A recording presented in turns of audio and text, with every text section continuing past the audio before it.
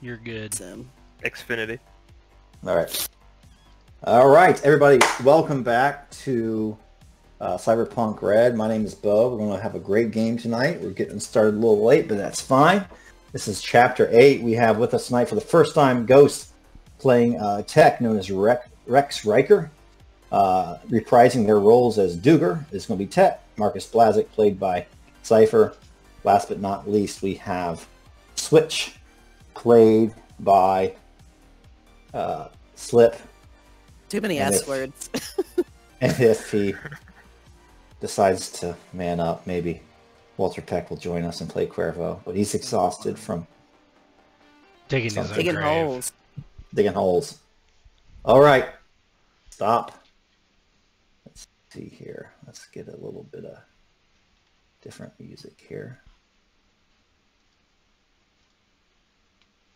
A little bit ominous music.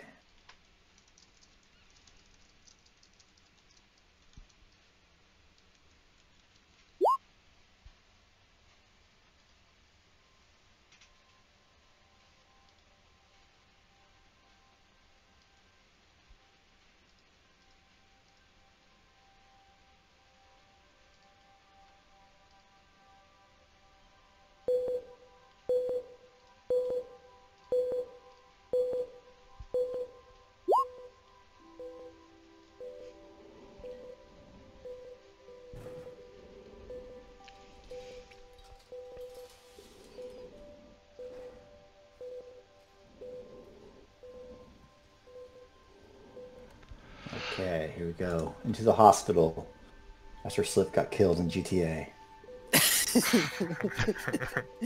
Everybody should be able to see the Takes more than a little trampoline to take out Switch.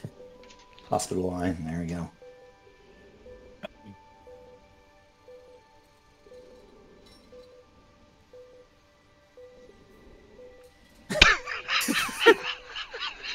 As the light of consciousness returns to Switch, the world is a dark haze of emotions, of quiet beeping, of the smell of antiseptic and the sound of hushed voices. She lays in a hospital bed. Her eyes are closed. Opening them, things come into focus. Across the room and endotracheal tube protruding from his large mouth is King Hammer. Sydney can hear the gentle hiss of a ventilator assisting him with respirations. They must have thought I was one of his wrestlers, Switch thinks as she surveys the rest of the room. If you want to read your thoughts, that'd be fine too. Trying to ignore the pain from 100 bruises and more than one broken bone in her body, she turns her head to the right and sees the source of the hushed voices. Dr. Johnson is standing just outside the room talking to someone. Dr. Johnson, who's unknown to Switch, expert team of surgeons, had just repaired her body to working order, is talking to Preston. Oh good, Preston's here. Thinks Sydney. She tries to raise herself up. The pain is too much, though she can tell any structural damage has been repaired. Her head collapses back to her pillow. It's fine. I'll be fine, she thinks to herself. Where's Duger and Blaze? After her shutting her eyes for a moment, she opens them again. What is he doing? Dr. Johnson has entered the room. He produces a needle and syringe from his lab coat pocket. He turns and deftly inserts the needle into Preston's jugular on the right side of his neck. The bodyguard barely has time to reach for his weapon before the good doctor depresses the plunger and sends Preston to unconscious oblivion. What's going on? Sydney tries desperately to shake the haze of anesthesia from her brain. She sees the doctor usher more white-smocked forms into the room. They're wearing lab coats that conceal bulges beneath. Those are fucking weapons. They can't be anything else. Can they? Dr. Johnson, who only hours ago was an agent of healing, produces a second syringe from his pocket. He fills it with a vial of medicine and leans over Switch, about to push the drug through her IV. I'm sorry, Sydney. There's no other choice. What do you do? Dum dum dum. Well, she reaches for that hand with the vial. She pulls it forward to pull him forward and gets him in a headlock. And then she takes the syringe and points it at his neck. Back off! Back off! That's what she tries to do anyway. And okay.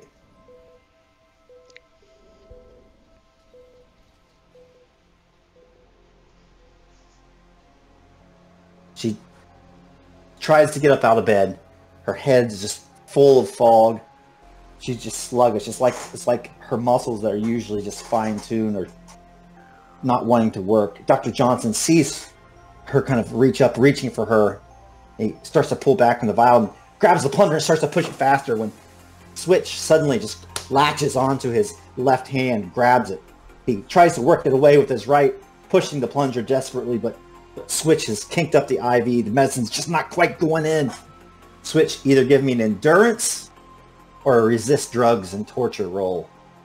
Definitely resist drugs and torture. So that's...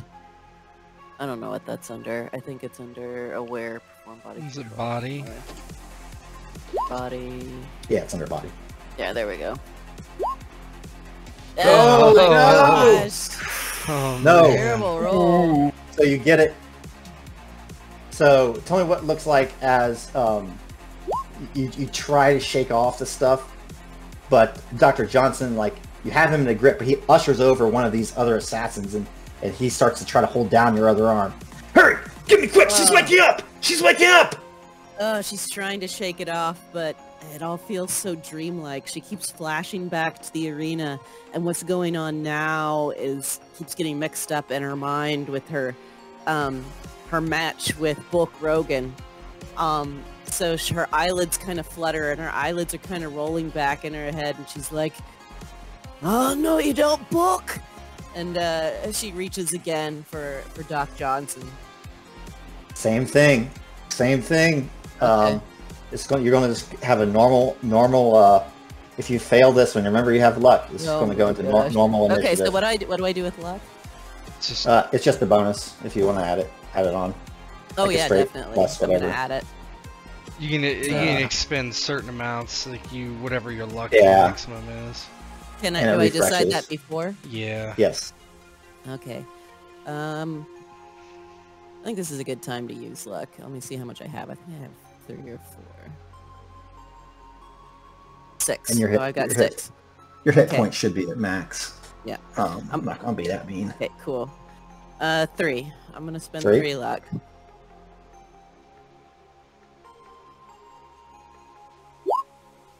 $17. It's good enough. What does it look like? I'm gonna let you take one of them out narratively. Alright, I think Doc Johnson is probably the weakest because he's probably a real doctor who's been subversed. So she kind of starting to come out of this. Doc Johnson kind of morphs in her vision from Bulk to what he really is as her vision starts to clear, and she sees that plunger and she grits her teeth and she leans forward and headbutts him and tries to get her arm around him. As she does, he kind of slumps down, dazed. This guy? She said Doc Johnson. Yeah, Doc Johnson. All right. We're in the initiative. I'm just going to let you go first, and all the NPCs. Okay. Well, I guess we're in unarmed, right? Yep. But there's improvised weapons around. You have rippers, don't you? Oh, she does. She actually snicks out her rippers, which this guy may not be aware she's got. So she's swinging like one hand at him, her left in a feint. And as he dodges that, she comes back with her right. And as she does, the rippers are snicking out.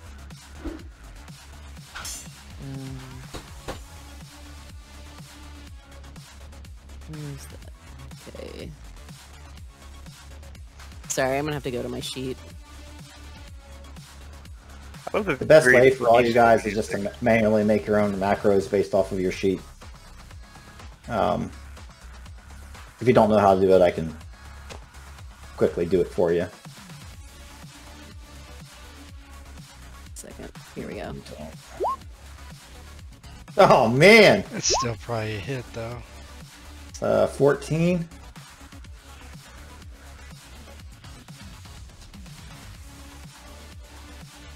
Shitty roll. Damage roll's really bad. Yeah. But you get to attack again because it's right. Oh, I get to attack twice. Yeah. Yeah, I forget fucking what hits and what not. Oh, that one's pretty good. It's opposed, yeah. It's just opposed. So that's the 2 attacks.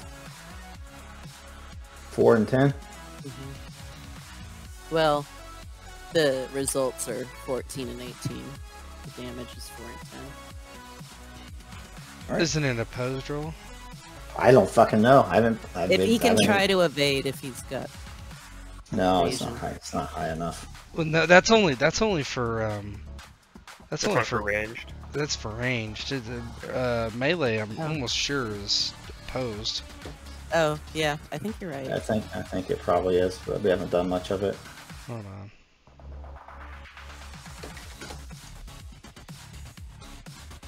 There we go. Uh,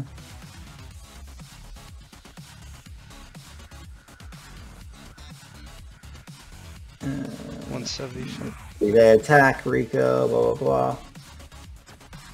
2 hits per attack.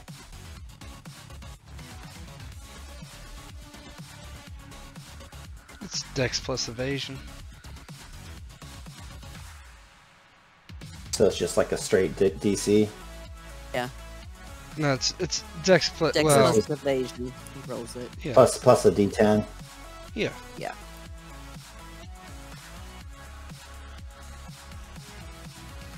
Yeah, just as roll as. So, roll as I guess evasion. I guess they do. They do automatically just to just do evade then. Yeah, just roll evasion. For both of them.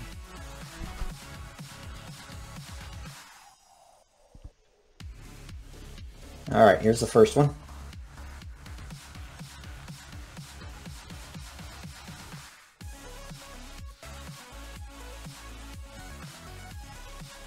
It's under fighting. Well, I think Yep. so. Yeah, it's under Yeah, fighting. It is under fighting.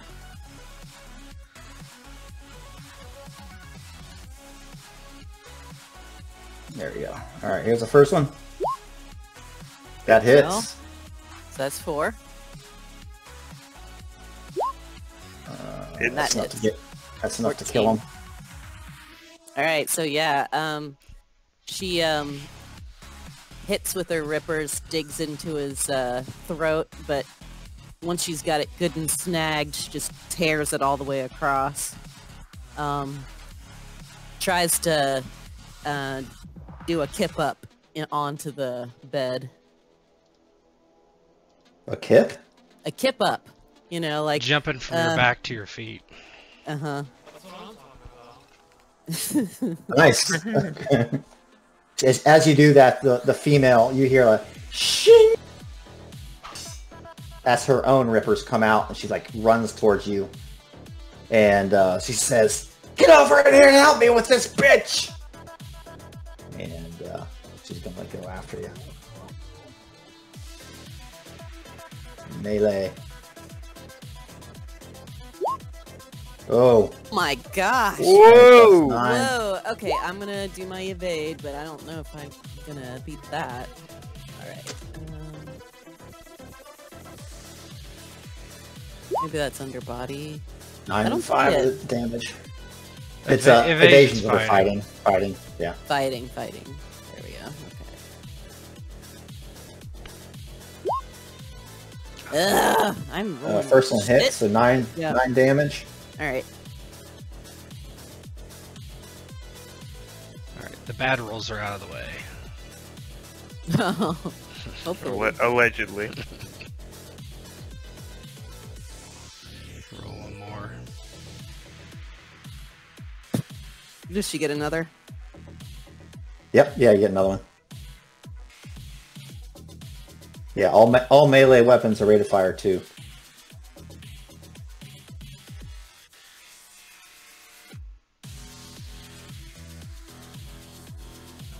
Oh, I'm sorry. She already rolled. Okay. I didn't see that. There we go. Second one, easy. Second one evades. Chonk Assassin kind of, you see him, he kind of moved towards you, and he says, "All the way, Brittany! I'm gonna grease this bitch!" Yeah, and you see Switch him. looks at the assassin. Brittany? For real? You see him reach under his lab coat and bring out an SMG, and he oh my God. gets it ready to go. In the meantime, Preston Biggs, this is you, Tet. He starts to come around a little bit. Ugh. Preston, wake the fuck up! Yeah, Preston has his gun in his hand from when he pulled it when the doctor pumped him full of dope. And yeah, he kind of blinks, looking torture drugs at the chunk. Oh God, I have no idea how good this guy is at this. Let's see. It should be under body. Just use the macro. Okay. Oh wow. Whoa! He goes as normal, no penalties. What does that look like, son? Yeah, he kind of gets up to a knee and he just he's gonna let one fly at the chunk there. Can I aim? Is that a thing? I might be mixing up systems. So. Okay. Alright, he's gonna fire. I think he has... Oh boy. It's been a while since I've actually used Preston in combat. He's got a very heavy, so I think it's rate of fire 1.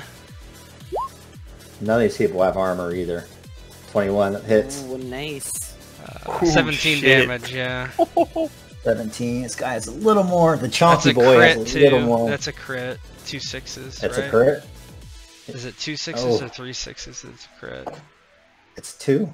Yeah, then it's 2. Then it's a crit. Yeah, because that way the 2d6 damage weapons can still crit. Yeah, that's a crit then. Okay. Alright, so he's going to do that. He's going to do critical injury effect, critical body injury, crushed fingers, -4 to all actions. But that's 17. That's enough to cause a... I think that might be enough to like put him down. Let me see what his seriously wounded is. 13. Yeah, he's down below that. So that's enough to almost break him.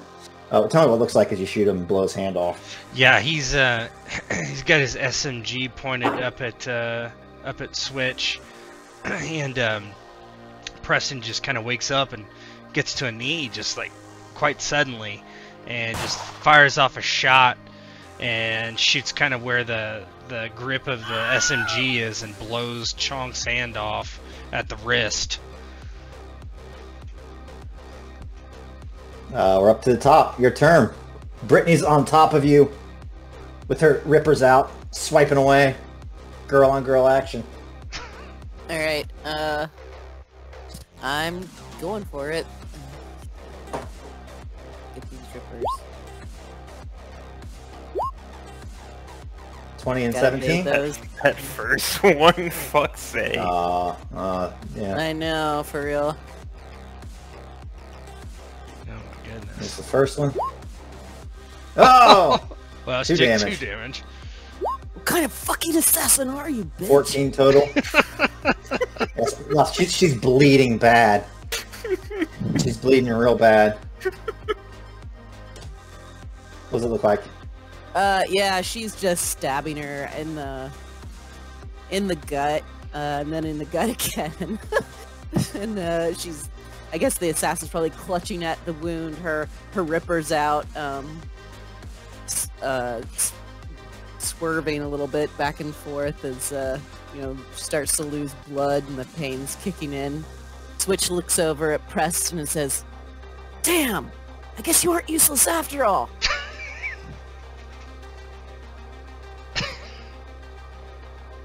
Brittany on top of you, bleeding all over you. The blood is dripping into your eyes.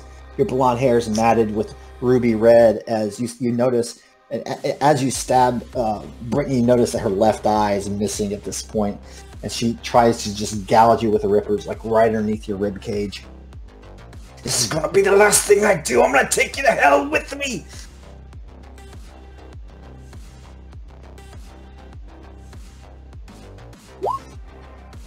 Doubt it. Dow. I'll roll it again.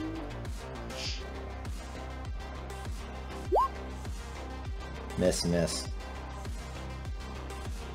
Not on my worst day. Chonk's turn. He's gonna run this way with his athletics. Preston, get that fat fucker! 7. This is just narrative. He just starts running. We'll say he rolled a 7, so that's his speed. Preston, you're up. How far can Preston move? His move? Your move is 4, but we're just doing like a race, so it's just athletic versus athletic. Okay, that's what I'll do then.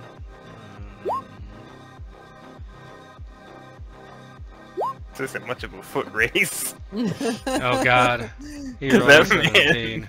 That man's not moving. He's huffing and puffing. You're in range on this turn. He can't get away anymore from you, so we're back to the top. Okay. And that's when scene's gonna fade, and we're gonna move on over to Mr. Duger and his theme song. I got a place here. Did you pick these songs? No, I didn't. Oh yeah, you sent it to me, dude. Yeah, I did not. You talking What about? It totally works.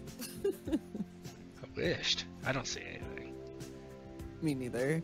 Yeah, I'll do it. I'm just putting your token down real quick.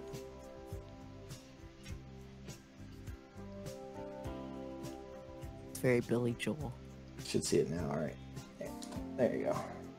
I could see Duggar liking the Billy Joel. This is Kenny Loggins and Dolly Parton. There you go. All right, you can see that, right? Yes. Oh yeah, I know what song this is. Okay. Yeah. So about an hour ago, Duger decided to walk the 5 blocks back to the Chrome Dome. Everybody, you're dead tired, Duger. You look worse than usual, and you normally look bad. You got bags under your eyes. You've been in a gunfight in the last 24 hours. Your girl got trampled. You know, you're caught in the middle of this really strange net of violence and AI, etc. And your aim was to head back with Cuervo to the scene of the crime. Possibly you split up. Maybe Cuervo went to go talk to some bystanders, figure out what's going on, and I think you were aiming to go try to figure out where they were stashing those bodies of those husks, those kind of zombified humans that attacked you while you were at the wrestling match. Yeah. So you round the block, you turn left. Dick Cuervo went to get some coke, and you know it's daytime now, and you see the Chrome Dome right ahead of you. It's this big building, and It's all taped off with like caution tape, and it's swarming with Night City PD, and you see them carting out bodies after bodies. In fact, you see a billboard with 24/7's face on it.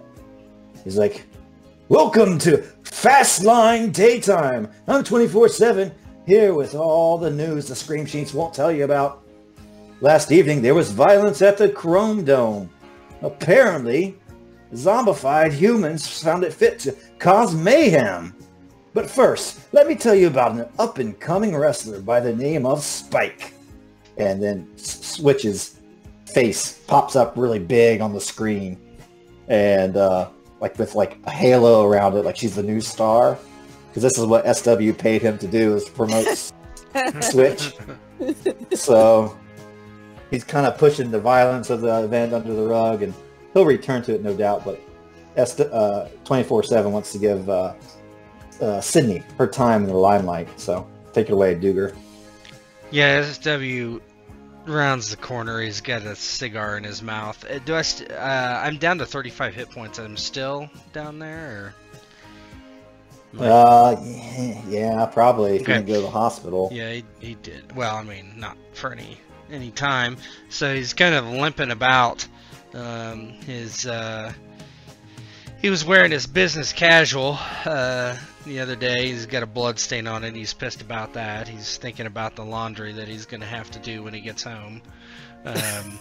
He's got a cigar in his mouth as usual, and he turns the corner, and he kind of reaches back and scratches his ass for a second and walks up to the nearest body bag that he can find, and he will, if there's a person next to him, he will engage them in conversation. Yeah, there's one of the medics next to him, and you like try to zip back the body bag. And, Sir, who are you, and what is your business here? Have some respect for the departed, sir. Isn't this a zombified Husks that I just saw on the Scream Sheets? Does it look like a zombified husk, sir? I haven't opened the That's bag to negative. know. Well, here, take a look. And it's a female. She zips it down, and it's just like a dead guy in there, and he's just riddled with bullet holes. This Does one look looks a like he's zombie been to you, shot. sir? Of course. Doesn't take a coroner to know that. Well, why don't you point me in the direction of one of those Husk fellas, and I'll leave you be. A husk? I haven't heard him called that, but yeah, I know what the fuck you're talking about. Scary fucking creeps. I know about them as much as you do. I would go talk to one of the cops over there. They're handling that situation. Yeah, alright.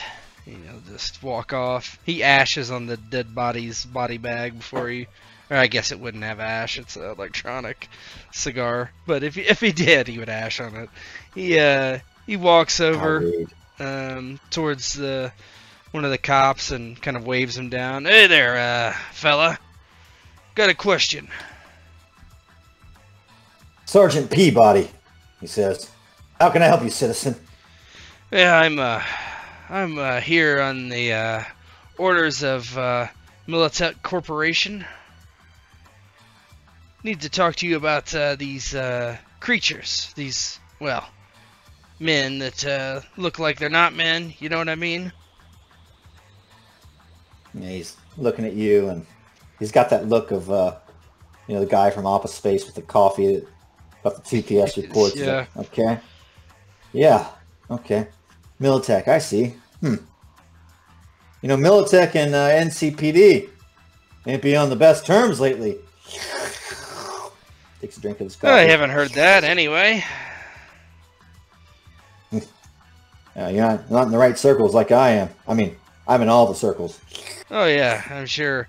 So let me ask you a question. If Militech wanted to get a hold of one of those Husk corpses, that's what we're calling them, how would I go about that? Well, there's a couple ways to do it. There's the official way. You need to go on down to the station, and you'll need to see some identification, of course, and take a DNA sample. Then after confirming your identity in the data pool, He wants to go through a lengthy screening process, and then perhaps if the lieutenant or Officer Davis is in the mood, she may give you access to one of these creeps inside that were taken Well, over let's to say I wanted to do it the quick know. way because I actually have things to do with my day. Well, what's the quick way, motherfucker? He kind of leans in towards you. You can give me one of those things you're smoking, and maybe I could take my wife out to a nice French restaurant like La Paris. Oh, fuck! I heard that closed down. Yeah, you don't want to go there, that's for sure. I'll take her somewhere else. And what's a good meal go these days? 200 eddies? Yeah. Yeah, 200 eddies. We'll get some. Yeah, with 3, we'll get some cocktails. Maybe you should go to one Big glass of wine. Kahuna My wife Burger. is fun. 2 glasses of wine, and she's really good. Big Kahuna Burger. Okay. I think I could do 300 eddies if you wheel this thing out and maybe put it in my car, or I'll call my driver to come pick it up. You did say you're Militech. I can trust you. Of course. Got some identification. Of course. And he would hand over or send it through his agent.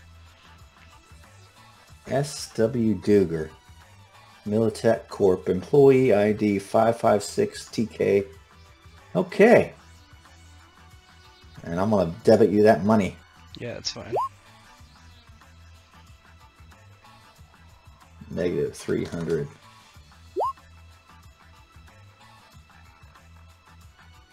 Oh, by the way, you have to give Switch her 2 hustles real quick. What she did before the... Oh, no, she did it. Never mind. Yeah.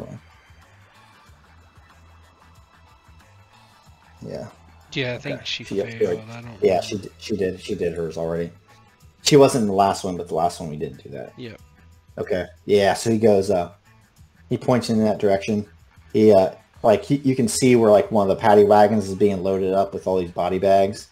And there's, like, a kind of metallic hand hanging out of one of them. And you see one of the medics, and they have on, like N95 mask type of deal. Mm-hmm. And one of them's like, get that thing's hand back in the bag. It's like, no, you get it in the fucking bag. I'm not touching it. It's gross. What if it has some sort of disease? It doesn't have a disease. Just wires and fucking circuits. Put the hand back in the bag. They smash it in and load it in the back of the wagon, peel out, and head down the street. Is there any there for me to take? Yeah, there's one body bag left there. Yeah, Duggar's gonna look at it first to make sure it's what he's looking for. Yeah, you go up to the body bag, and Officer Peabody takes one of the smoke you give him or whatever. Yeah, He says, pleasure doing business with you, Mr. Duger. Right this way. Special Investigator Duger. Hey, get a load of this, boys. This is one fine smoke. And you look over in the body bag, and if you unzip it, it's one of those things, but it's missing a head. I need it. I need everything. The head, the body. This is not gonna do it. Why didn't you say so, Duger? I just said I needed one. I didn't say without a head. Yeah, the Special Forces team, a bunch of those Max Tac motherfuckers were here as soon as this shit hit the fan. They took the heads off of all of them and brought them to the same nursing home everybody else was talking about. The hell are Don't you know why. talking about? Nursing home? Did I say nursing home? I meant funeral home. Just like you, I think I've been up for about 36 hours straight. Well, where can I get a head? I'm gonna need you. A head, not head. Yeah, the cops are like just laughing like that's the funniest joke ever. Here. Let me. I'm gonna send this over to your agent. Head to this this address. Don't tell him I sent you. Just tell him you're on Militech business. You know, Eddies go a long way here at NCPD, if you know what I mean. Well, I already paid you 300 eddies for a whole body, and you gave me. Oh, you paid me. 3-4. You paid me. That's why. 3-4. That's why I'm giving you. That's why I'm giving you the address here. He curses under his breath, and he'll call his driver. Not Preston, his actual driver.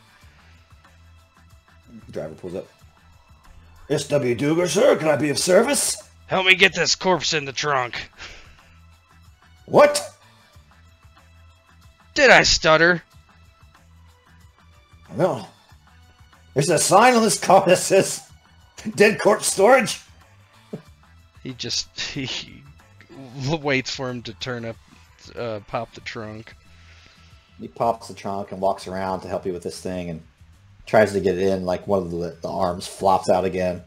It's flesh, but just like covered in these almost like liquefied, sinewy circuits kind of running down it. Oh, I've never seen anything like this, sir. Yeah, neither have I. What the hell is this? I don't know. That's why I'm taking it.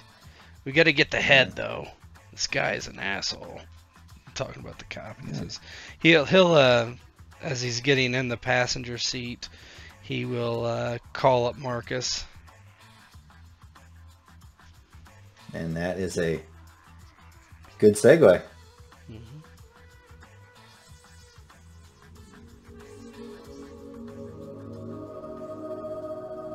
Also, certainly tired. Oh, actually, you sent me some music for this one. Let me find it.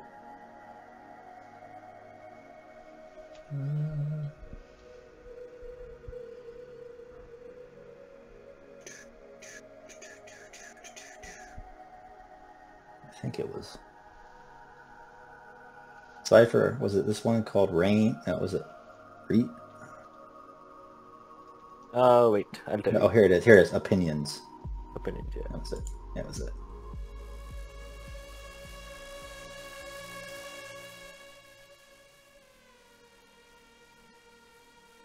About an hour ago as well. Also likely quite tired. Blaze left the hospital. Made his way through Night City by bus, by car, by taxi. Into the combat zone. Through the combat zone to a place he hasn't been in a very long time. A place named Old Zion. You guys should be able to see that. And as he walks through the outskirts of the combat zone looking for this oasis of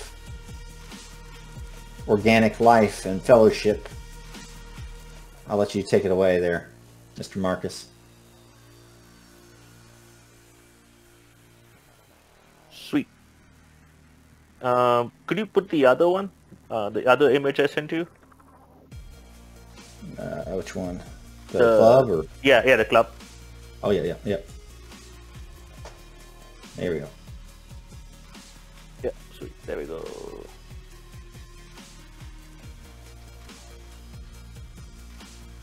Night City feeds and destroys itself in a continuous cycle of consumption. As each epoch of technology arrives and devastates the people and society, Night City grows. A behemoth of concrete, steel, glass, blood, tears and enslavement. As Night City grows, it sheds its old self like a lizard molting. These old parts wither and congeal. It eventually becomes what we call the war zone. But deep in the war zone, known only to a few, the chosen few, lies a place of old memories, a place of old promises. This is Old Zion. The unseen core of the revolution, the firestorm that lies in wait. Underneath the death and decay of the war zone, Old Zion has always been there. And that is where we will take back what rightfully belongs to the people. The view comes into focus. Before you see, you hear the deep baritone bass beat. Everything is moving, vibing to that same beat that rises all around. The ground is dark and dank. The room smells of fresh rain on dry earth, if anyone can even remember what that smells like. An unseen human eye searches, seeks its target. In the corner of this place sits a familiar figure. Marcus, dressed in simple white linen like everyone else. Marcus seems at ease. It is Marcus, but not how Marcus usually seems. Gone are the Baja threads, bodyweight suit, deck and goggles. Marcus sits cross-legged on the ground. Ground is clear. White crystalline sand, it reflects the ceiling. in the ceiling, an ink stain spreading, moving, forming, dropping, like an oil slick spreading on a moonlit river. And as the view starts spanning around the room, Marcus sits there, looking towards the door, expecting someone to walk through, someone he has not seen in a long time.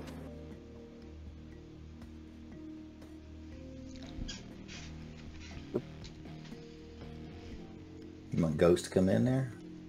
Mr. Rex, here we go.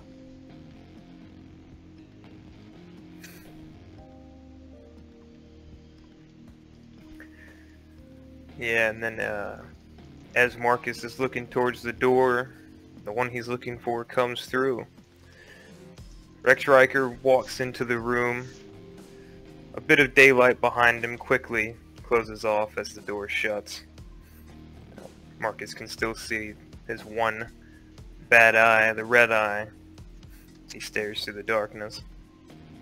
Rex wasn't really expecting this call today. He was too busy. Thought he was going to be too busy working on some projects, some things here, some bombs, some guns, some grenades. He thought off and off about shooting himself in between bouts of synth coffee, but decided since his old friend wanted to see him that maybe it was time to head out. And Riker approaches the table, has a seat, looks at Marcus. It's been a long time, man. Indeed it has. I have tried to stay away from this place and away from you until the time was ripe. But my plans have been... they have been thrown awry. Things have happened. Things I cannot control, things I did not foresee.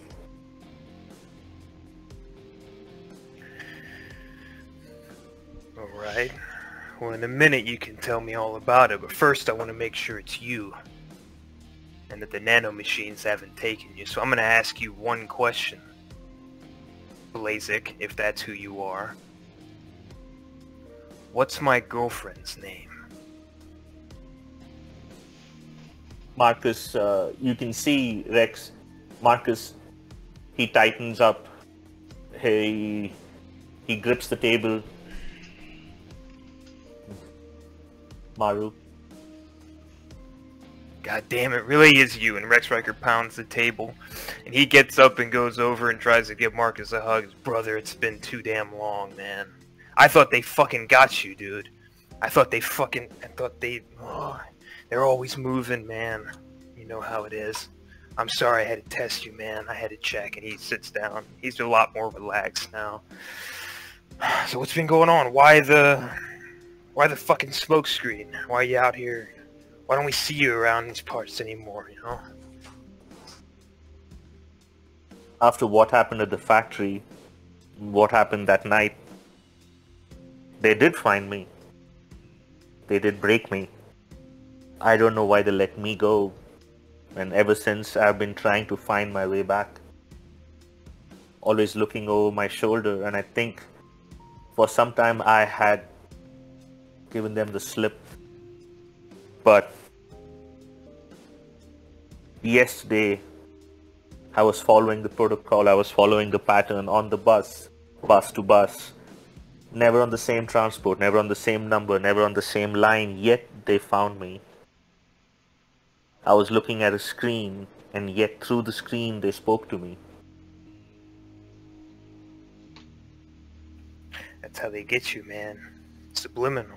They're already trying to get into your thoughts right now, even here. This is a mostly safe place, but just you being out there in the world, it works its way into your fucking brain, Marcus. You know that's how it works. And that's what I think too. For what found me offered a mission. My friends were with me as well. Friends, as much as one can say one has friends in Night City, but it works. I do their bidding and they do mine. Yet I do not think they know I do and they do mine. But in this mission, in the net I saw something I've not seen in a long time, I think. And that's why I need you. I need you, Rex. I'm not sure what I see if it's true anymore. I'm not sure what I feel is true anymore. It's hard to keep the net and reality as two separate constructs, my friend. It keeps bleeding in. Every night I hear the screams from the factory, from what we were trying to do that night.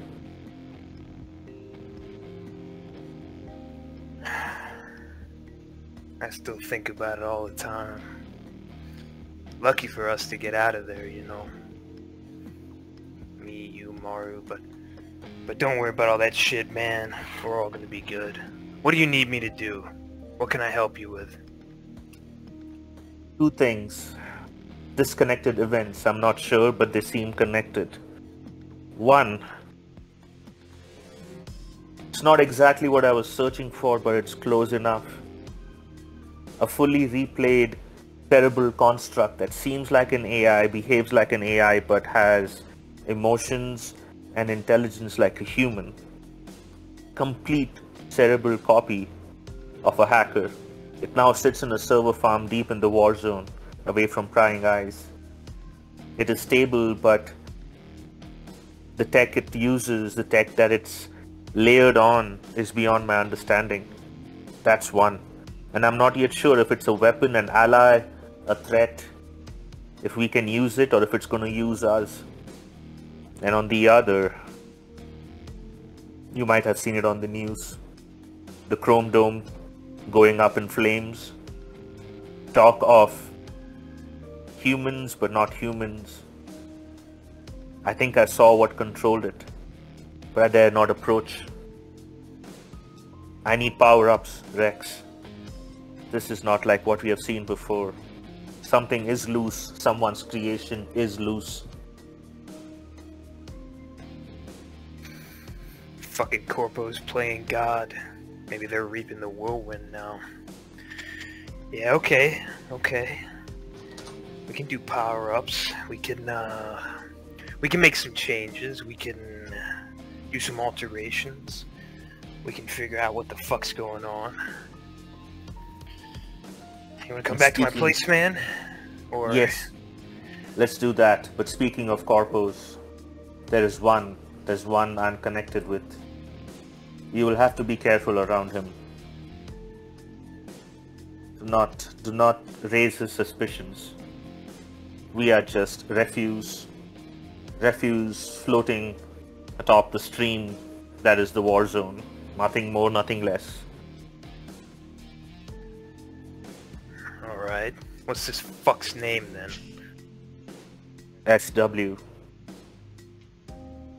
Works for Militech, but he would sooner sell his soul if it's for more eddies at Araska or anybody else. He has no allegiances, well, at least not for long enough. But he has connections. Alright. SW. Typical suit sounds like. Fine. Alright. Lay low, play it cool. Just be careful. You know, they're slippery fucks. And just while you're using him, be careful you're not getting used in return. Not too much anyway. Always come out ahead, Marcus.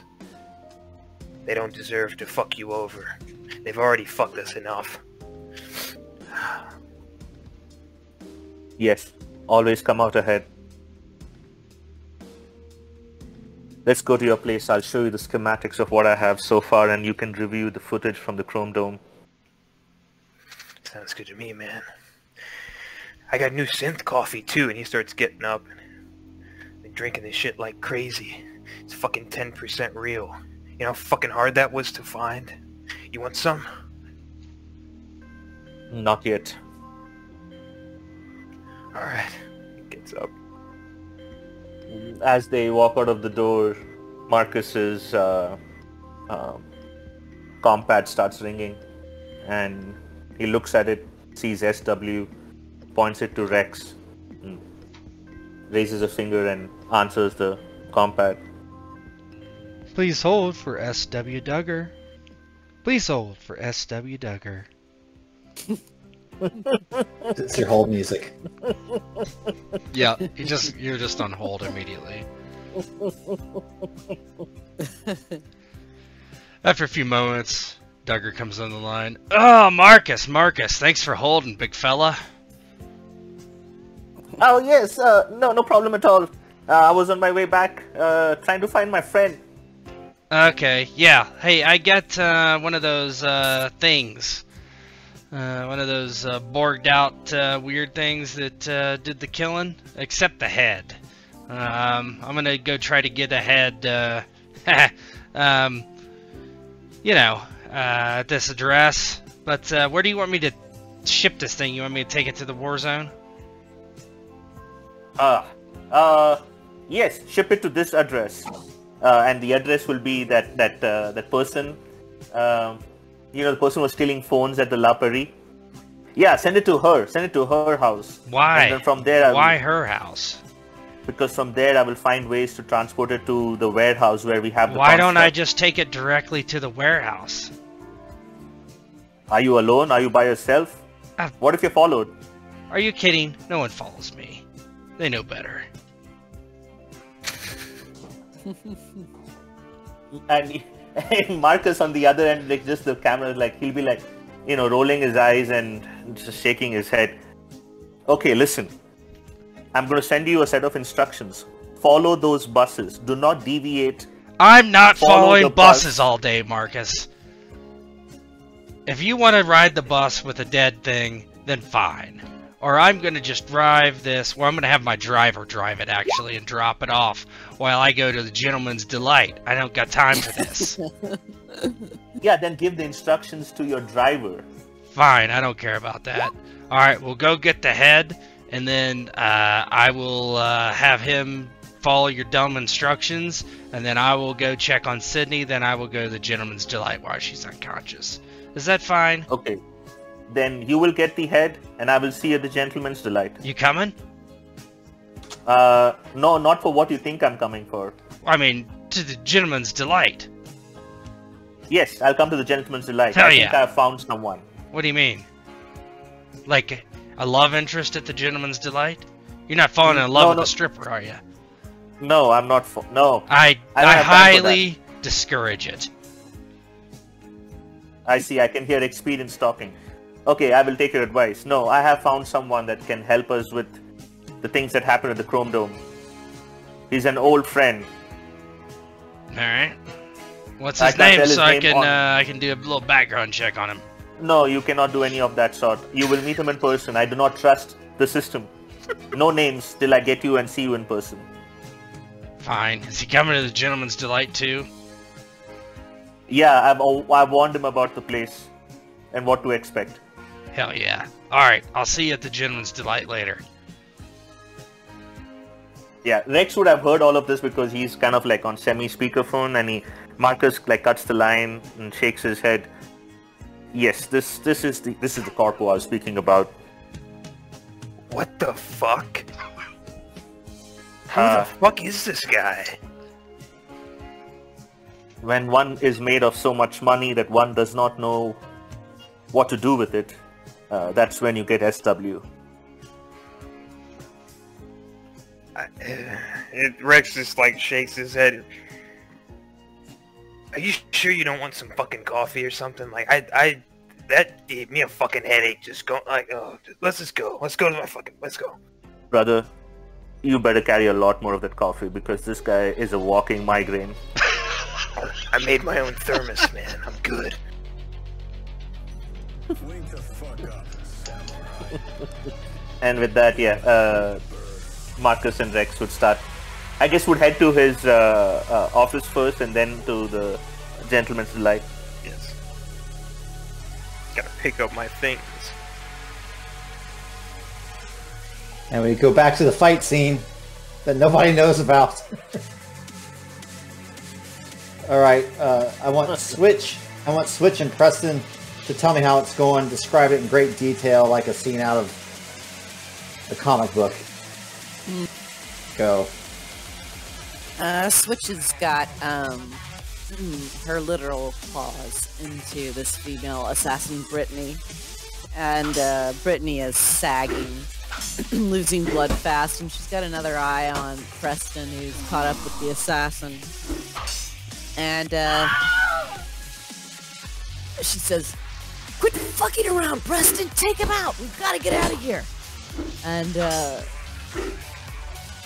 as she's standing on top of this hospital bed, she grabs Brittany by the ponytail, yanks her back, and tries to stab into your throat to finish the job.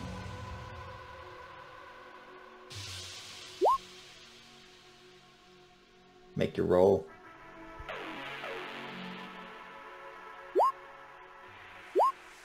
Oh boy. Oh, Good night.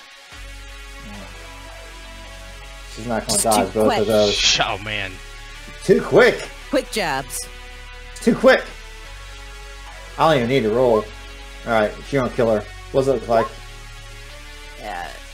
She's got Brittany pulled back by the ponytail. 2 quick jabs to the throat. Brittany gurgles, grabs at her throat, eyes rolling back in her head as blood spurts. Before she even falls back to the ground, Switch jumps off of the bed, is looking around for her stuff, glancing over at Preston with impatience. "Come on! Quit fucking around!" He's running this fat guy down.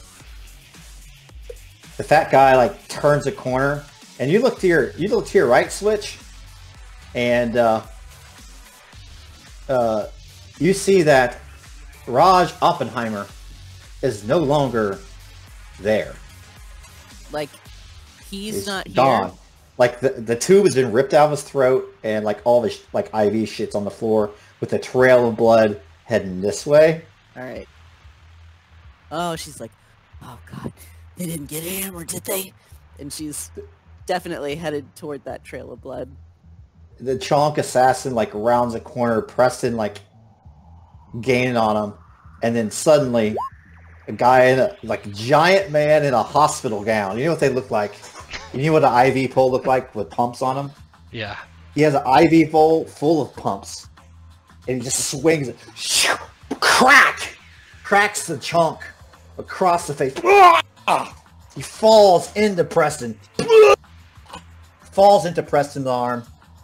All over his nice, expensive Militech suit. Spitting blood and mucus over. "Oh, you broke all my fucking teeth! That's not all the fuck I'm gonna break off of you once I get a hold of you, motherfucker!" And Raj Oppenheimer starts running towards him. What does Preston do? Sir, we should take this one captive so we can question him. See who tried to kill Switch and you. "You've heard of the Pate Pirates, motherfucker!" He like jumps on top of the assassin and starts trying to strangle him. "Yeah, you're trying to talk him down. You're trying to talk him down. What do you do?" Preston, shit. Sir, this is the last time I'm gonna warn you. SW would want this guy taken in, for sure. "SW? Yeah, I'm his man. Why didn't you say so?" And he takes Chonk and like throws him aside, and he just cracks his head on this like on the wall here, just falls unconscious. But we should, Ah! if you're okay to move, we should get out of here. Of course. Where's that blonde girl? My new wrestler. He turns around, looks over his shoulder. Yeah, Sydney has jumped down off the table. She's got blood splatter all over. But as she sees him, she's got a big smile on her face. "Oh, fuck, you're all right. I was worried there for a second, but I should have known better. Nobody can take out King Hammer, right? Especially not this Can't keep the hammer motherfucker." And she down. just kicks him in the head. Yeah, Preston he's like puts his hand in his head like nobody listens to him. Yeah, all right. We should get out of here. I'm gonna call S-Dub. Oh, yeah.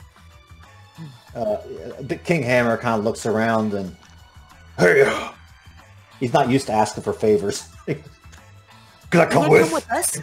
Oh, shit, yeah. We got so much to talk about. You know, like, I mean, do you have any, Like revenge! like, feedback on the fight tonight? And, like, how, you know, like, I had this idea, like, maybe I should go back to this old nickname, Spike. Anyway, just, like, so much to talk about. Like, completely have forgotten about this fight already. Like, she's got one hand kind of looking at you against her ribs, you know, against some, you know, the wound she's gotten, but she doesn't really feel it. He starts kind of walking after you guys as you guys call it SW. Can you guys both make me a perception or awareness check, whatever it's called in this? That's awareness, I'm pretty sure. It's perception. It's under awareness, yeah.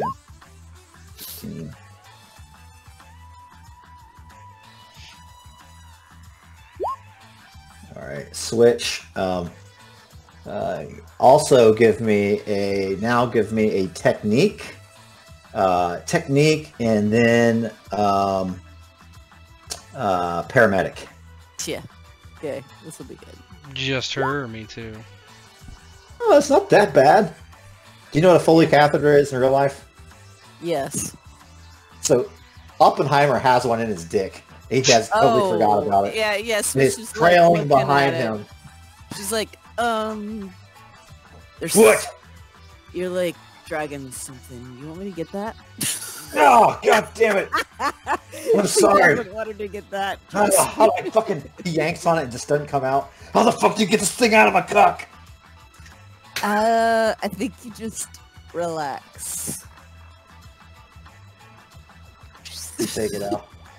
She's like, you want me to get it? Preston's backpedaling away. I think 12 is actually not that bad of a roll. I think that's like a decent level. Let me look here.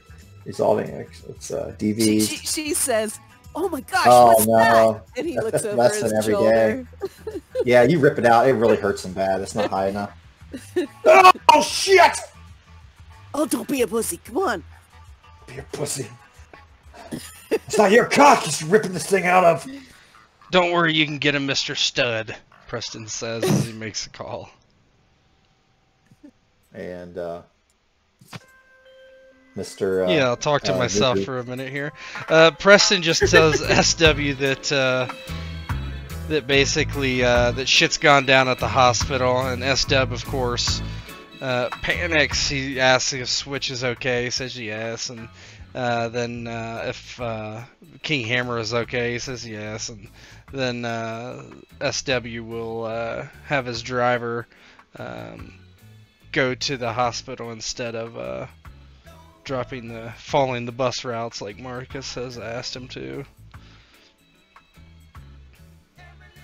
Let me grab some Duger here. Here's some Duger. Alright, what does it look like as you pull up outside the hospital? This is the scene you're stuck with. I'm going to turn on this reggae because it's appropriate. 3 little birds. You see Preston looks drugged. Switch looks drugged with a hospital gown on and she's bloody. And Raj Oppenheimer has blood dripping down his leg from his dick. And he's a huge 6'7" guy, just as broad as he is wide, with a big hospital gown on, and he's barefoot. Butt cheeks flapping. Yeah. Out the back. Yeah, Duggar rolls down the window and kind of leans out, and he's like, "What the fuck? What happened?" As the Switch just kind of leans in and gives him a kiss on the cheek, and then she gets in on the through the passenger door, and she's like, "Man, that hospital is messed up. I don't think those doctors were even trying to fix me." What the fuck? And she just sits down. And he looks She's at... like, "But don't worry, we took care of it." Huh. Preston wasn't even a pussy about it.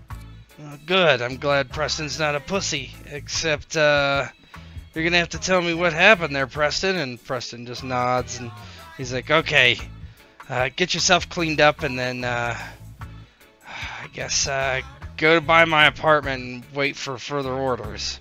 And, Yeah. Preston's just like, okay. And, then he has his driver, he goes, "King Hammer, you wanna need a ride somewhere there, buddy?" He kind of looks down the street to the left and right. There's no like bodegas selling clothes. His drivers don't know where he's at, and somebody's trying to kill him. She's like, yeah, Duger, if it wouldn't be too much of a problem. And now, after you look at him, Switch, you notice it too. Like half of his skull has been removed, and like there's just a metal plate there. Oh man. She's like, I don't remember that plate being there. But she's like pulling Kleenex out of like the Kleenex box that's kind of in the side of the car, and she's just kind of handing it to him for his dick. Yeah, he's just like, okay, well, good thing this isn't really my car. Get on in. You all, obviously, just to let you know, I called trauma team for you, so I'm gonna need to be reimbursed for that. So... Not you, him. He looks... Yeah, I know, I'm just... What? She suddenly seems to be thinking about, why the fuck do people do that? That doesn't usually happen when I'm in the hospital. I don't know, I think, maybe... Oh, you didn't say anything, you just kinda... No, she did say that. I think, maybe, association with him, they thought. I think they were trying to kill him, and maybe you just kind of got caught up in it. Oh, well. She kind of just smacks King on the shoulder. Glad I was there, then. Couldn't take out... I wouldn't be able to sleep at night if I'd known that King Hammer got took out and there's something I could do about it. You're a legend, man. All legends eventually die. Looks like my ticket was almost punched, but now I got this nice steel skull cap. Literally. Well, anyway, I'll drop you off wherever you need to be, but like I said, I could use some reimbursement for the trauma team that I called for you, and you know, saving your life in general. I'm a kind of, you know, pretty nice guy, but you know, Eddies do talk. Understood. I'm a businessman myself, Dugor. You remember that, S-Dubs? Gods of Chrome is a business, and we have a balance sheet just like you, and I know your Militech bosses probably have you under their goddamn thumb. So you can fucking tell them your balance sheet's gonna be in the black. Fucking King Hammer's got money coming out his ass. And tell your boss he's a fucking dickhole. My boss is definitely a dickhole. His name's Wilson, I think. Yeah, he knows. Why were people trying to kill you? Trying to kill me? Yeah. Yeah. I don't know if I want to talk about it right here, you know, Toots. Maybe somewhere later, somewhere safer after I've changed out of this guy. How the fuck do you snap this thing in the back? And are these laces? I think they like to keep it open so they can probe your ass. Yeah, you'll have to talk to Marcus about that. He always talks about penile stealing, theft, and stuff like that. If you ever meet Marcus. Oh yeah, you did meet him. Says, is your dick shaped like an egg? What? That's... Marcus said that's what... Never mind. No, it's not. Anyway, let's get him dropped off, Sydney. We got some stuff to do. Give me a ring in a day or two. We'll chat. I need to gather my wits. I need to get my men about me. Alright, well... I don't want to give you any information that will put you in danger, Duger. Especially not my newest star wrestler. What's your name going to be, by the way? Thinking about that. I was thinking about that. You know, I didn't really have time to think about it because it all came up so fast, but I was thinking, you know, I used to have this nickname that my ex gave me and I fucking hated it. But you know what? Maybe it's time to reclaim it. Spike. Spike is what they used to call me. Spike. And you know what? I want you to broadcast that everywhere you can. No, you've already made the headlines. Maybe if Gibby hears it, that... Listen, I tell you what. Instead of shooting me some eddies, why don't you shoot her to the top? You know what I mean? Top of your wrestling org. I think she deserves it anyway. Look at her. She fits all the bills. Beautiful, athletic, tough. What else could you want? That's right. All right, my dear. You and me are going to do business. I look forward to your call in a few days, Duger. I'll give you a call, yeah. Yeah, Switch kind of leans forward in this seat and whispers to Duger, "We can finally get Gibby to come out of the woodwork." Well, he'll know who you are for sure, or where you are. You think he's got the balls to try? I think if he's still in the game at all, he's not gonna have much of a choice. Get to be known as a pussy in that business. You don't survive long. Well, It's basically a call out. we'll be ready. Fucking Maelstrom fucks. Fucking A. Yeah. She leans back in her seat. He tells the driver, yeah, take me to, he gives him the the warehouse address in the war zone. He's not going to follow Marcus's bullshit. He just takes it straight there. Like the server farm place? Yeah. Yep. Wait, are we dropping the king off? I think he's, yeah, well, we drop him off first. Yeah, he'll drop him off. I'll let you guys role play a minute in Rex's place as you stop by to get his things before you guys go to the server farm or whatever. You talking about Marcus? Yeah, Marcus and And Rex? Marcus and Stryker. Yeah. Rex Riker. So yeah, I just wanted to let Rex get a little bit of background in his abode. I got slides for your workshop and your bedroom. Fuck So yeah. you can swing by, pick up all your shit before you head out or whatever.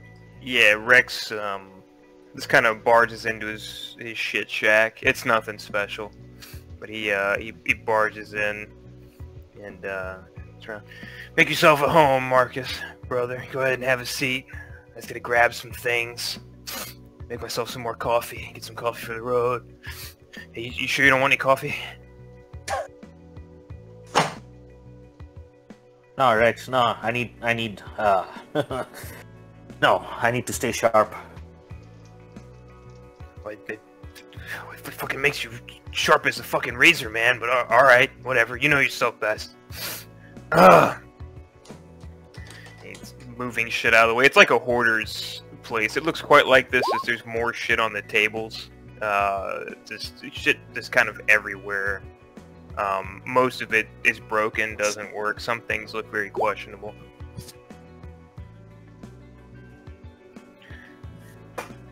Marcus is kind of walking around, you know, he's reminiscing when, you know, Rex and he would be in this workshop together. He kind of picks up a few things and smiles. And then he says, he points to this box. I made this myself. It took me a long time, longer than you, Rex. But I sold it for a pretty penny. Oh, fuck yeah, brother, that's what I'm talking about. Yeah, no, it don't matter how long something takes, man. As long as you're happy with the end result, you know. It just takes time. He takes a big fucking gulp of coffee that's made some and just like destroys it in a mug and puts the mug down on the table. Puts a bunch of coffee in a thermos that he has. It took out their whole network. Out for days. They didn't even know what hit them. Fuck yeah, dude, badass. I love it. Love watching him fuck up. Hey, he's like puts a bag and everything on the table. I'm gonna go let Morrow know that I'm stepping out. We're going to meet this corpo fuck that you've got working for you. But I'll be right back, okay? And he like he doesn't really wait for an answer. He just kind of steps in, slides into his bedroom.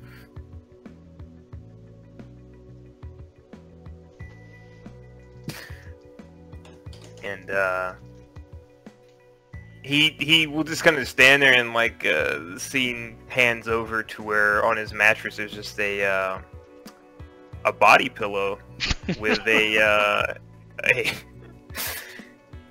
woman's picture on it, all kind of like stitched together. It does not look It does not look very well put together. It's relatively clean, relatively speaking, in comparison to everything else, but that's not saying much. And Riker looks at it, and he's like, hey, so Marcus came back. You know I said I was gonna spend time here more, but Marcus came back, and he needs help with something, you know, that... It's like that stuff that happened, you know, from before, when we were all in the warehouse, you know. And, you know, maybe things are moving, maybe I finally got an angle for Militech, you know, for me, for you, fuck, even maybe my folks, you know. So I know I said I was gonna spend some and he's like coughing, and like some, you know, like rough looking air comes out from the throat on his faceplate. He kind of shakes his head. I'm gonna be back soon.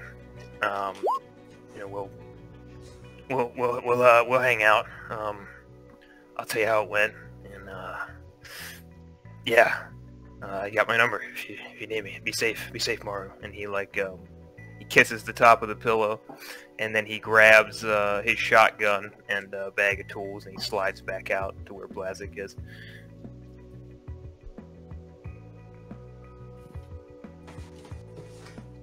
Ready to leave. Yeah. SW must be waiting. Yeah, no, I let Maru know we were going. Alright. It's good we get back in the game, man. I gotta tell you, I'm kind of nervous about this fucking suit, though. He sounds like he sounds like a kind of a fucking lunatic. You know what I mean? He is. But no, there are more.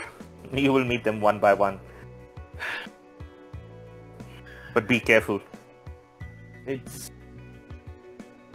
I've had to go to his place. I've had to go deep into Militech, Beavertown. They all seem the same. Just the same lizard faces staring back. Yeah, Riker nods. It don't matter, man, because you know what? Lizards like to fucking sunbathe, and one day, when the time's right, we're all gonna fucking torch them. We're gonna burn back those fucking scales. And he kind of pounds Marcus's shoulder with a fist. I'm telling you, brother, the time's coming upon us. And you can see like Marcus's eyes now are fully like spinning. You know, like it's all, he's found his cult brother again. Yes, they will all burn for what they did. For you, for me, for Mario, my folks, everybody they've ever fucked up, man. It's all in motion. It's all in motion. We just gotta grease the wheels a little bit, you know. But and he's about to say something. He turns away and starts coughing, and just a bunch of like fucked up air coming out. And he just like spits, and there's like some grease and spit in it. And he just kind of wipes off his robot lips. Fucking bullshit, man. We're gonna fix it. The what's that? The immunosuppressant's not working. You know how they did, man. Fucking golden skulls with the chop shop shit. I didn't want this fucking thing. It's not even fitted right. Fucking assholes.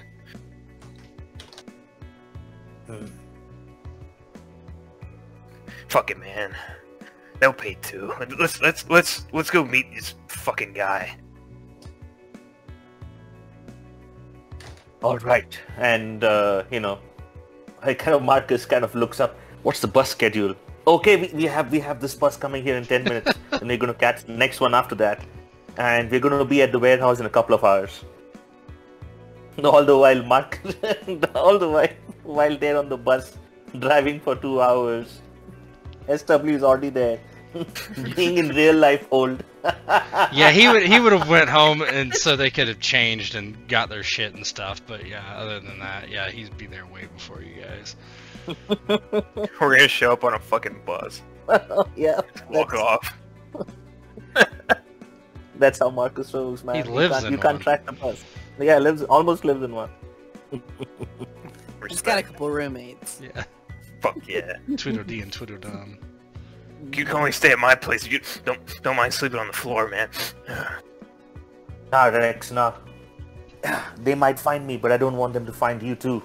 And then whatever we have built. No, the risk's too great. And Tweedledee and Tweedledum, you'll see them. They're bags of meat, but they're big bags of meat. And if I'm in between them, no bullets can hit me. It does stink though. I've seen things, brother. I've seen things between those folds. You will not believe. We gotta go to the bus. Okay, we gotta go to the bus. It's a flashback. It's like a drama flashback to the bus. To the bus.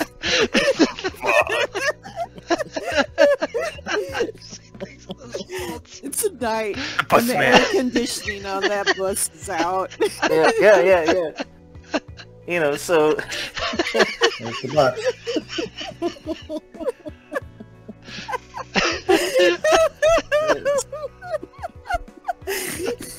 We're some children. So, you know, they finally catch the bus out of old Zion, and you know, the first 30 minutes, no big issue. Then they get to the central bus terminal, switch 2 more buses. Eventually, they're on bus number 514, heading towards the other part of Warzone.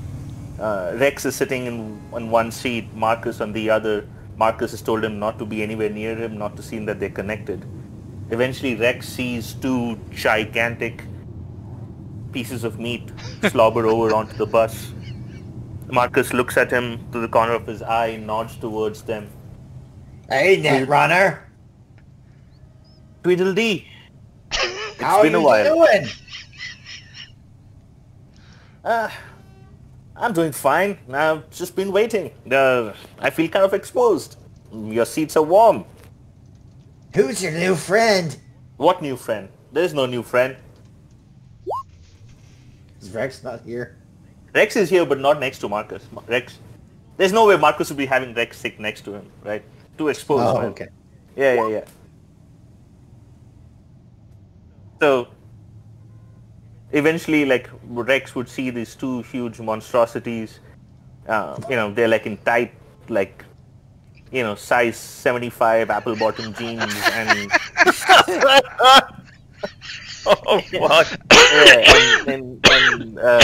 you know, tank tops, but literally like fucking something that you would put around in, you know, M1 Abrams tank kind of tank tops, like basically keeping huge, massive, sweltering, sweaty, disgusting, oily, you know, cake boobs holding them back before they can just splash all over. And both of these eventually sit next to Marcus. And you see something amazing, you know, before they sat, you could see Marcus. After they sit, there is no Marcus. Marcus is gone. Marcus has disappeared between the folds. Before he does, you can see he takes a deep breath before he kind of lays back, and then like the folds just uncover him. Now you know when he says he used to go full stealth what he meant.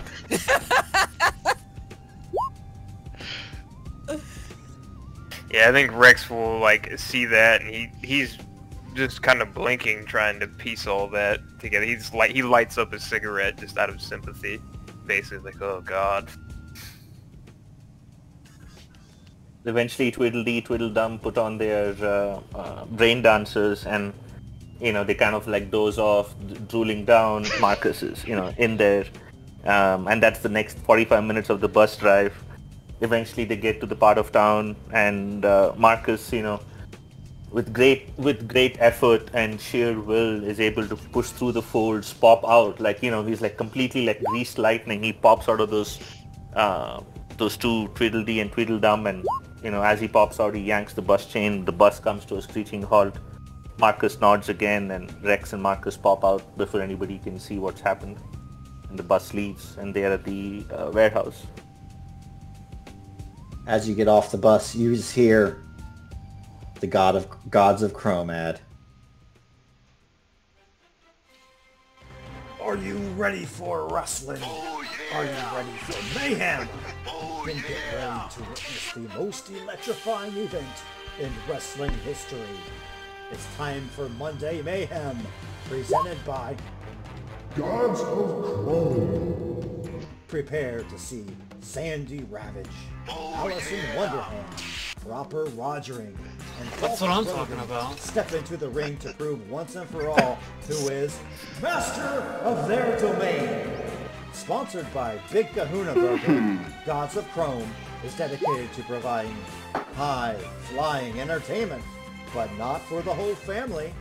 Gods of Chrome may involve blood, guts, foul language, sexual situations, sexual abuse, substance use, substance abuse, strobe lights and photography, and finally, several genetically engineered... This gives me time to move all your tokens around. ...who are no doubt poisonous and this is not... with hunger.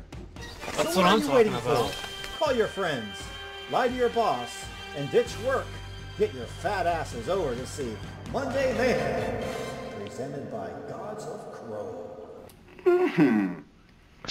This is a tasty burger.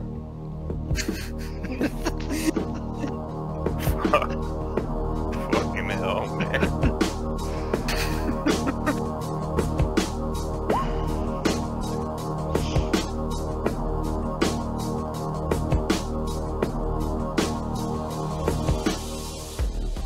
Oh god. Alright. Alright, what's it look like as you guys roll up to the server farm? Yeah, S-Dub would have, he would have had the driver drop switching him off at his apartment to get her dressed, and he would change into his good exec wear, get his shotgun, all that jazz, and then drop them off and unload the body and drag it inside. Did he go and get the head? I don't know. If he had time, he would have done that. I don't know if he would have wanted to roleplay. No, they're not going to give up the heads. Alright, so we'll do that later. Yeah, he's got the headless Don't corpse. give up the head for free. Yeah, he's got the headless corpse, drags it inside with Switch's help, and waits for at least an hour and a half for the other two. He's drinking his bourbon that he brought with him. He hates this place. He doesn't particularly like it. It's weird. Switch has this box of Snoopy Band-Aids, and she is just like putting them all over the wound that she took from the assassin, just, you know, like doing her best to close it with Snoopy Band-Aids. We'll go to a different hospital and get patched up. I need to too from the fight. I'm good. I'm good. She just is putting the last one on. I'm not. Looking down at it. I'm old and decrepit. Is that map dark for you guys? Oh shit, what happened to you? Did you get trampled too? No, I was with King Hammer when those things came in and attacked. She looks blank. Yeah, you were in the ring when all that started. You got attacked? Yeah. Got attacked. He points. Her He points. expression turns like fierce. Yeah, he points to the body bag by these things. They look kind of like, I don't know, nothing I've ever really seen before. Now she'll unzip it and take a look. Fuck. It's headless. There's no head. I didn't get around to getting the head. Oh, they had heads. Yeah, they had heads.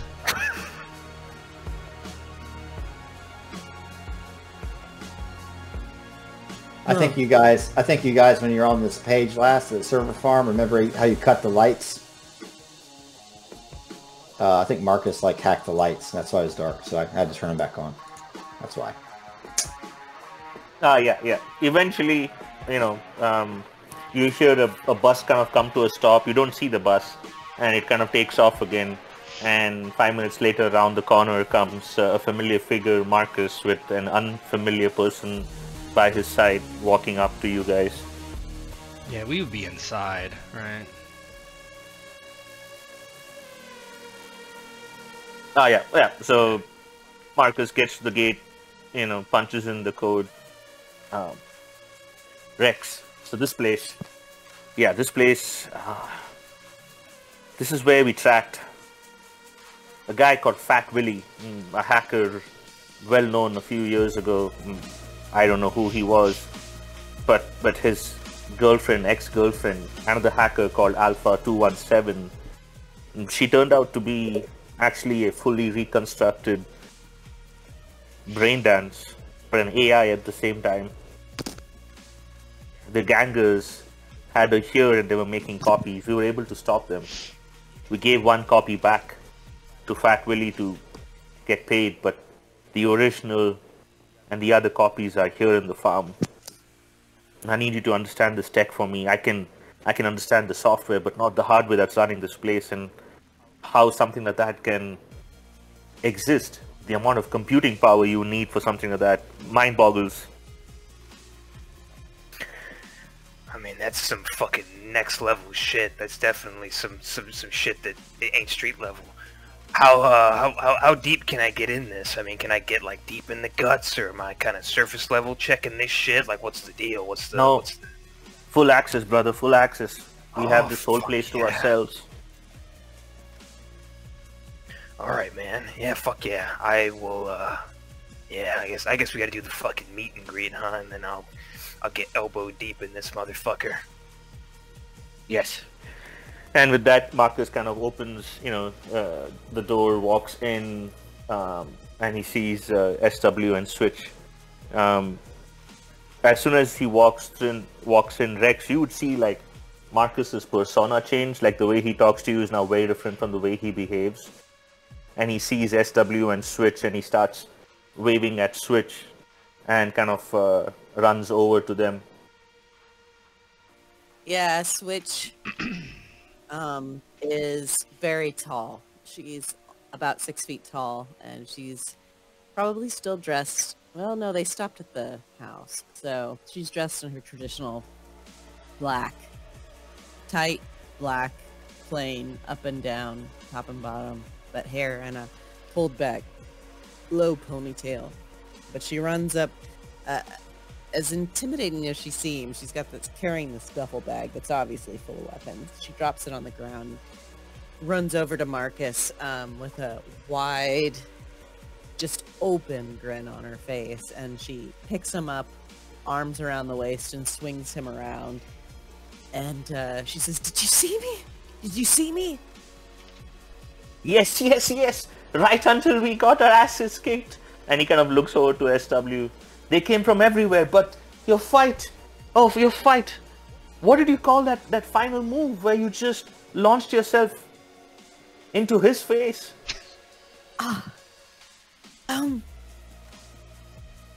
The flying cunt, I think. I mean, like if someone asked me. Okay. You must teach me that move one day. I don't know if I can. But she says, but I'll try. I've been practicing. It tried to attack me. Wait, fuck. Who tried to attack you? And she looks around like they're gonna show up any second. Wait, didn't SW tell you? These things. Yeah. The dead fuckers. Did they have heads? I can't remember. Yeah, they had. Wait, I can't remember either. I ran away. And then she suddenly looks over at Rex, and she's like, she kind of lets you down, like slow motion. Who the fuck is that? And she looks over at Rex, and she goes from this like childlike glee and complete open, there's just nothing that she's hiding about her feelings or her persona, to just utter suspicion as she narrows her eyes. Who the fuck is that? That's Rex. That's Rex. Rex is an old friend. Rex is with me. Rex is good. Rex knows. She looks at him. You've got a friend? She sets him down all the way. She kind of backs up a step. Yeah. A friend, but not the same. Like, I know him. Like, you're my friend. Aren't you my friend? And he kind of gives her a look. Like, we're best friends. I mean, and she kind of looks over at Rex. I mean, I thought we were. Yeah, but, like, Rex cannot teach me what you can. Rex is a friend who's going to help us help others. I think. She just looks confused. But anyway, he's not here for you. I brought him here to meet SW because SW needs something. As Oh. always, SW needs something. Yeah, he's a needy dude. Okay. Well, she shrugs, kind of looks over at Marcus and smiles and says, well, if you say he's a friend, and she shrugs, and then she looks over at Rex, then he must be. And as she says that, you know, the smiles still are on her face, but, you know, kind of tightens and to this, like, rictus grin as she's looking at you, Rex. Looks you up and down, kind of sizing you up physically. And not seeing much there to be a threat, she, her grin widens and she walks over and holds out her hand. I'm Switch. And yeah, Rex is he's standing there and like his head starts twitching a bit, like to the right, like his neck and everything. It's like jolting. I'm Rex fucking Riker, and he like puts his hand out there, shakes Switch's hand. Hey, you want some coffee? She looks back at Duger, and then she looks back at you, and she kind of leans in toward you and says, and then she leans back and says, all right, Marcus says you're a friend, I guess you're a friend. But she kind of then leans back, laces her hands behind her head, says, come back and meet us, Dub. And then she leans forward and says, I'm really not allowed to have coffee. Why not? It's fucking great for you. She said, don't tell us, Dub. I'm not allowed to have coffee. Maybe later. And then she leads you back over by the elbow.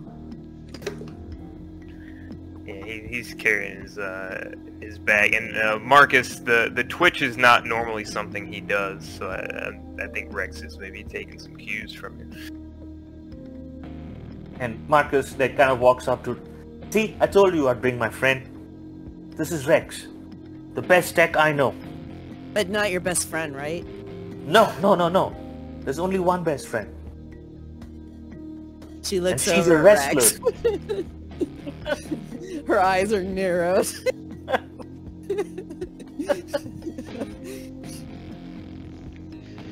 Yeah, S-Dub is in a makeshift office in the back of the warehouse, probably where, like, the foreman break room or something. He's got it all kind of rearranged for himself. He's got a small computer there in front of him. He's got his bourbon set up and his glass in front of him. The smoke, the artificial smoke that's being released from his cigar can be smelled from the hallway. You smell it as you approach. It smells like sweet tobacco almost, even though it's artificial. Sickly sweet, that's right. And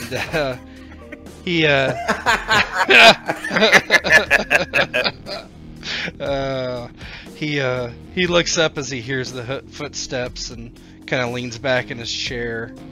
He's wearing a business suit. You don't see any mods on him whatsoever, no modifications that you can tell. As you approach, SW Switch is kind of leading the way, and she looks back over her shoulder at Marcus and Rex. Kind of gives a smile, and as she approaches SW, she kind of places herself to his right, but slightly forward, as if she is in a just ready to protect him if necessary. It's pretty obvious, and then she turns, folding her arms over her chest, and says, "S-Dub, this guy's Marcus's friend, not best friend, Rex, and apparently he says he's some sort of expert on some techie shit." SW just nods to a chair in front of him. Well, sit down then. Yeah, and Rex pulls the chair back, and he sits in it all hard, places his bag down rough. Hey, you, I'm Rex Stryker. You want some coffee? You have coffee? You've brought it with you here? I got a whole fucking 2 thermoses, man. He looks up at Marcus, then looks down at Wrecker. I typically don't do business with borged out fucking freaks. Well, you know, and he in his head he's mad a bit, but he's like twitching. He's trying to play it off. I didn't really get to choose this one. You familiar with the Golden Skulls at all? Combat Zone? Not really. Are either of us? Yeah, maybe we are familiar with actually. that? I don't know. It's Can possible. we you- roll some gang knowledge or something? Roll gangsta. What is that under? Let's see. Social something. My education. Streetwise. That'll be streetwise. Yeah, streetwise, fine. Oh yeah, you guys know. Yeah, we in the know. Yeah. So who are they? Somebody want to give me a breakdown? I can do it since I Yeah. made it up both. Yeah. I just searched for it in a compendium. Nothing found. No, it's some horseshit. Oh, I made it up. So basically, with the Golden Skulls, they're not a super big deal in the combat zone, but a lot of what they do is similar to what normal gangers will do. You know, chop shop shit. They're kind of like scavs, is how I would place them. But they've all chromed out, modded out their faceplates to be skull-like. So that's like a traditional thing that they do. What's their relationship to Maelstrom? The big question on Switch's mind. No formal alliances, but they have similarities. Are they competitors or allies? Probably closer to competitors. Okay. Because they occupy similar circles, and it's not like rubbing shoulders, it's button heads. Okay. Yeah. Switch looks over at S-Dub. You saying that this was forced on you? I'm like, and he like brings his arms out, he's like turns like, I'm like the best fucking tech in the combat zone, man. You know, like self-proclaimed, but I'm pretty fucking good. So I can do a business with a lot of people, and they want me to fucking do work for them only. So they fuck me up every now and then. This is something about a year ago or so. They decided to come by and say, yeah, you're gonna work for us. I said no. It's like, well, then more shit like this is gonna happen. And they fucked my shit up bad. Switch's face just hardens, like she has no guile. And you can see the rage that flashes into like cold stone anger on her face. Yeah, Steve says, well, we don't like that around here. We'll put them on the to-kill list. She nods and a broad grin spreads across her face. If you're serious, then let me know, cause I got some talents with making shit that kills people, like real good, you know. That's good. I can perhaps get you into a proper doc to get your face restored, if that's something you're interested in. No, fuck it. And he's like, he stiffens up a bit. Like, I want them to know. I want them to know it was me. I want them to see this. One of the last things they see is this stupid fucking thing. And then maybe after, you know, just starting to get used to it. And you can see Switch kind of muttering under her breath, but kind of nodding in agreement. Alright, so you're good at tech. Marcus said we needed somebody here to help us, so I guess you're here to help us. We don't know what the fuck this thing is, or what it can do. We just know that a Militech asset was carrying this AI around, and someone stole it, and then we stole it from them.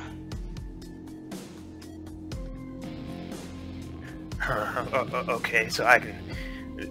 Marcus told me that I can get like fucking guts deep in this thing if I need to. So that's cool. Yeah, but don't hurt her. She kind of looks over at the servers. She seems real sad. Hey, don't worry about it. I got soft hands, okay? And he like shows his hands, and they're all shaky and shit. Cow's fucking gross. I'll treat her real good. She looks over at Marcus with an eyebrow raised and says, "It's not gonna hurt her, is he?" No. No one's gonna hurt her. I'm gonna be in there with her while he's out here working. I will explain what we're doing. Jesus Christ. I want her to be free. Free like us. Listen. I think she's trapped. Listen. Alright. I don't care about any of that. Just figure out what the fuck she is and what she can do. And how we can use her. Nicely, of course. He looks over Switch. To get back at these motherfuckers who've wronged us.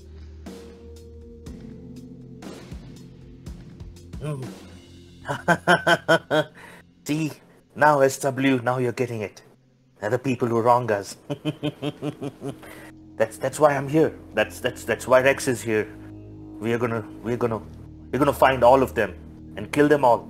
And Eddie's, baby. And you guys like the first time see like this weird Marcus in front of you, like with Rex being around his, like he keeps switching between the old one and some sort of a new.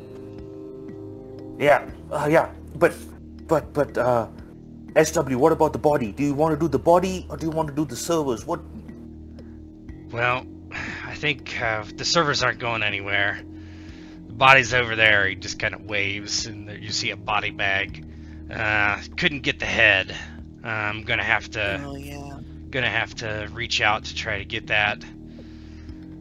Probably. Why don't we go steal it then? I don't know where it's been held by the NAPD, man. I don't think it would be that easy. That's why we have Rex. If we can look infiltrate the NAPD. I don't really think that's a good idea. I can just go buy it. No, okay. Let me do my magic on that. Why doesn't it have a head? They cut him off, I guess. I don't know what the fuck was talking about. He was just some fucking cop.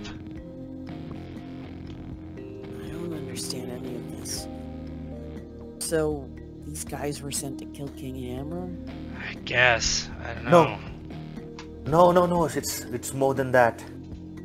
So, when we were fighting, I jacked in. After I ran away, I jacked into the net. There was something in the net. Like I told Rex, there is something in the net. I do not know if it was controlling them, but it definitely was not a program. It looked more like what's in these servers, but not the same. I wasn't ready for it. I did not have my programs up. I did not... No, it... There is something out there. But the body looks weird, like it stinks. Like it was already dead. Well, let's let our friend here get to work. You get your cut of eddies that we make when you're on the job, just like everybody else. Yup. We're fair. Firm, but fair. She says over at Duker, like that's a phrase she's heard from him. Yeah, and Marcus will like, okay, let's go check out the body, Rex. But before you go, let me tell you something. You fuck us over, tell any corpse, tell anybody that tries to kill us, then Switch here is gonna rip your fucking head off. She just smiles, like really almost innocently at her, and rippers snick in and out of her right hand. But you're Marcus's friend, so I'm sure it'll all be fine. When she says friend, like you almost sense like this threat in there, like she doesn't like it. Hey, look, you gotta worry about me. Fucking, I don't fucking talk to corpos. No offense, but like, yeah, no problem. And if you did rip my fucking head off, there's not much of it left, so probably wouldn't be too hard. And he like gets up real abruptly and takes a swig of coffee. Fucking tools. Fucking he picks up the tool bag, almost drops it. Let's look at this corpse, man. Yeah, as Marcus and Rex are walking away. Listen, Rex, when he does pay you the eddies, he might talk about something called a mutual fund. Do not listen to that. There is something, even I, yeah. Now he's going to sell you something called whole life insurance. Switch is gonna like really promote it. Yeah. I do CDs and savings only. Motherfucker.